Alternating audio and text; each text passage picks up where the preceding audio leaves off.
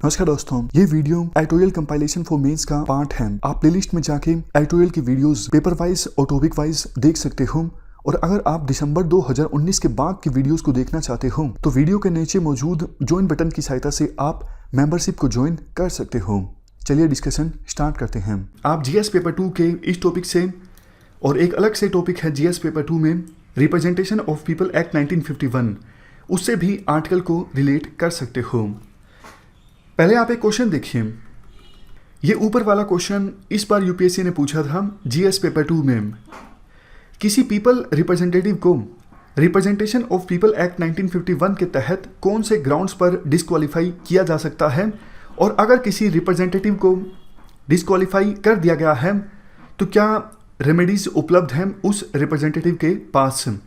Relatively easy question था क्योंकि लक्ष्मीकांत में भी कुछ ग्राउंड्स बताए हुए हैं जिसके आधार पर रिप्रेजेंटेशन ऑफ पीपल एक्ट 1951 के तहत किसी रिप्रेजेंटेटिव को डिस्क्वालीफाई किया जा सकता है। हुआ क्या है, अब ये सिक्किम के मुख्यमंत्री हैं प्रेम सिंह तमांग। इन पर 1996-97 में आरोप लगा कि स्कीम थी दूध देने वाली जो काउज हैं उनको डिस्ट्रीब्यूट करना था, और उस डिस्ट्रीब्यूशन में ये ऑलमोस्ट 10 लाख का घोटाला कर गए। और बाद में ये आरोप इन पर साबित भी हो गया। ट्रायल कोर्ट के द्वारा सज़ा सुनाई गई और उस सज़ा को 1 साल की सज़ा इनको सुनाई गई थी। उस सज़ा को हाई कोर्ट के द्वारा भी अपहेल्ड किया गया, बाद में सुप्रीम कोर्ट के द्वारा भी अपहेल्ड किया गया।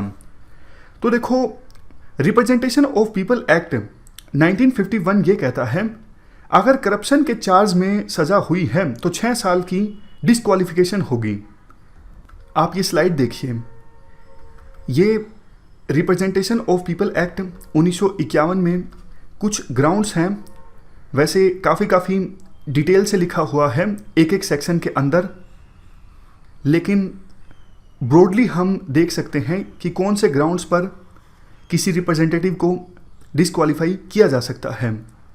Disqualification on conviction for certain offences, जैसे देखो कोई रिप्रेजेंटेटिव अनटचेबिलिटी को प्रीच करता हुआ पाया जाता है, साबित हो जाता है तो उसे डिस्क्वालीफाई किया जा सकता है।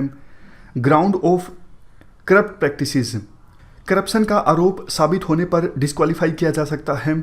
उसके बाद disqualification for dismissal for corruption और डिसलॉयल्टी। नेक्स्ट है section 9A disqualification for government contracts ETC। 10th है disqualification for office under government company. 10th A disqualification for failure to lodge account of election expenses. Election होने के बाद candidate के द्वारा खर्च का ब्यौरा अगर निश्चित टाइम फ्रेम के अंदर इलेक्शन कमीशन को नहीं दिया जाता है तो ये भी एक आधार है डिस्क्वालिफिकेशन का। लेकिन देखो, सबसे मेन जो है, जो इस आर्टिकल में इंपॉर्टेंट है, वो है सेक्शन 11। इलेक्शन कमीशन के द्वारा डिस्क्वालिफिकेशन का जो पीरियड है उसे कम किया जा सकता है, पूरी तरह से रिमूव भी किया जा सकता है कुछ ग्राउंड्स पर। लेकिन देखो, इस सेक्शन का जो इस्तेमाल है इलेक्शन कमीशन के द्वारा रेयरली किया गया है। मतलब किसी रिप्रेजेंटेटिव को डिस्क्वालीफाई किया गया हो 6 साल के लिए, लेकिन उस पीरियड को कम कर दिया गया हो, ऐसा रेयरली हुआ है। लेकिन इस प्रोविजन का इस्तेमाल किया गया है अब इलेक्शन कमीशन के द्वारा, और सिक्किम के मुख्यमंत्री प्रेम सिंह तमांग, जिनको 6 साल के लिए डिस्क्वालीफाई किया गया था, इनके डिस्क्वालिफिकेशन पीरियड को रिड्यूस कर दिया और सिक्किम के मुख्यमंत्री एलिजिबल हो गए बायपोल में पार्टिसिपेट करने के लिए। बायपोल होंगे यानी उपचुनाव होंगे सिक्किम में, और उन उपचुनाव को लड़ सकेंगे प्रेम सिंह तमांग। ऐसा पॉसिबल हो पाया है क्योंकि इलेक्शन कमीशन ने डिस्क्वालिफिकेशन पीरियड को कम कर दिया है। क्या आर्गुमेंट दिया गया था प्रेम सिंह तमांग के द्वारा? इनके द्वारा देखो ये बोला गया था, जब मेरे ऊपर ये आरोप लगा था, यानी जब ये घोटाला हुआ था, उस समय देखो प्रोविजन ये था कि सिर्फ 2 साल से ज़्यादा की सज़ा अगर होती है तभी 6 साल के लिए डिस्क्वालीफाई किया जा सकता है। लेकिन बाद में ये अमेंडमेंट हुआ था कि करप्शन के केसेस में चाहे बेशक 1 साल की सज़ा हो और 6 साल के लिए डिस्क्वालीफाई किया जा सकता है। तो मुझे रिलैक्सेशन दी जाए, क्योंकि जब ये घोटाला हुआ था तब ये प्रोविज़न नहीं था। 1 साल की सज़ा पर भी 6 साल का डिस्क्वालिफिकेशन 2003 में ये अमेंडमेंट हुआ था। तो इलेक्शन कमीशन ने माना कि इनकी जो बात है वो सही है, इसलिए इनके डिस्क्वालिफिकेशन पीरियड को कम कर दिया। तो दिक्कत क्या है?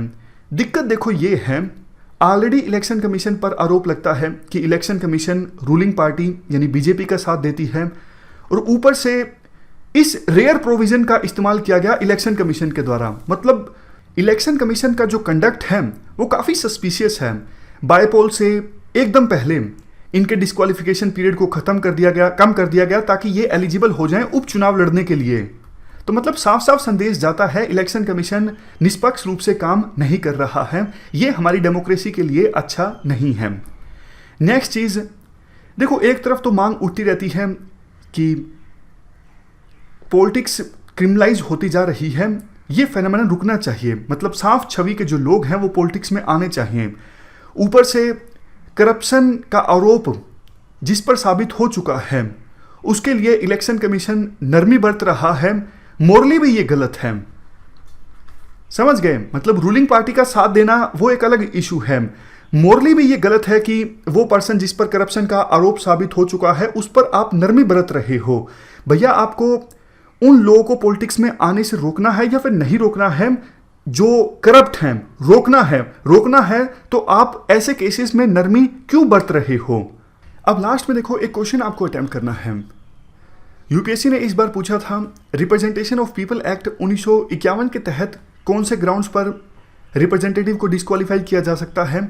आपको इस क्वेश्चन का आंसर देना है, संविधान में कौन से प्रोविजंस के तहत पीपल्स रिप्रेजेंटेटिव को डिस्क्वालीफाई किया जा सकता है। इस डिस्कशन में फिलहाल इतना ही है। Thank you very much for discussion.